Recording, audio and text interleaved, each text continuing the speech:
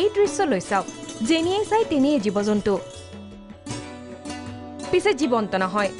দৰঙৰ ভাস্কৰ্য শিল্পী দামোদৰ কলিতাই সাজিছে হাতী ঘৰিয়াল ডাইনাছৰ বগলী অতি কৌশলেৰে সাজি উলিওৱা প্ৰতিটো জন্তুৱে জীৱন্ত প্ৰাণীৰ দৰে আচৰণ কৰে আমি তাৰমানে পাছতে উৎসৱত আমি হাতীটো প্ৰদৰ্শন কৰিম হাতী ডাইনাছৰ এনেকৈ ভূপেন্দ্ৰ হাতো থাকিব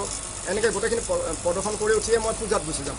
পূৰ্বে সংগীত সূৰ্য ডক্টৰ ভূপেন হাজৰিকাৰ প্ৰতিমূৰ্তি নিৰ্মাণ কৰি ৰাজ্যৰ বিভিন্ন প্ৰান্তত ৰাইজৰ বিপুল সমাদৰ লাভ কৰিছে দামোদৰ কলিতাই তেওঁৰ দুহাতৰ পৰশত প্ৰাণ পাই উঠা ভূপেন হাজৰিকাৰ কাঠৰ মূৰ্তিয়ে হাৰমনিয়াম বজাই ৰাইজৰ মাজত চমক সৃষ্টি কৰিছিল বিভিন্ন লোক উৎসৱ তথা অনুষ্ঠান আদিত এনেধৰণৰ শিল্পৰ প্ৰদৰ্শন কৰি পৰিয়ালক পোহপাল দি আহিছে দামোদৰে ধুনীয়াকৈ ঘৰখন চলে তাৰমানে মোক যিকোনো ডাঙৰ মিটিং উৎসৱ যিকোনো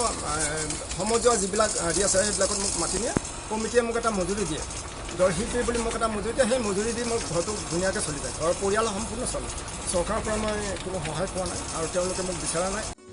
চৰকাৰৰ পৰা সহায় সহযোগিতা লাভ কৰিলে তেওঁ আগুৱাই যোৱাত হয়তো বাধাৰ সৃষ্টি নহয় চিপাঝাৰৰ পৰা নিৰঞ্জন শৰ্মা প্ৰাগ নিউজ